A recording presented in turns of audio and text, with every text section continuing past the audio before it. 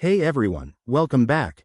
Today, we're diving into a straightforward guide on how to send BNB from Coinbase to your Arculus wallet in 2025.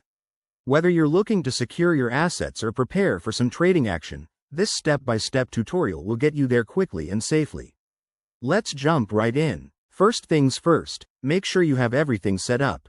You'll need a verified Coinbase account with some BNB in it, and your Arculus wallet should be installed on your device and ready to receive funds.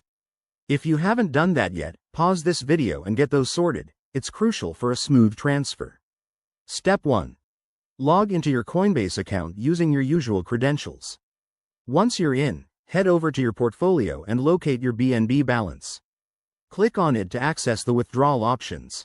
Step 2. In your Arculus wallet app, go to the Receive section. This will generate a unique wallet address for BNB. Make sure you're on the correct network. BNB typically uses BNB Smart Chain, so double-check that to avoid any errors. Step 3. Back in Coinbase, select Withdraw for your BNB.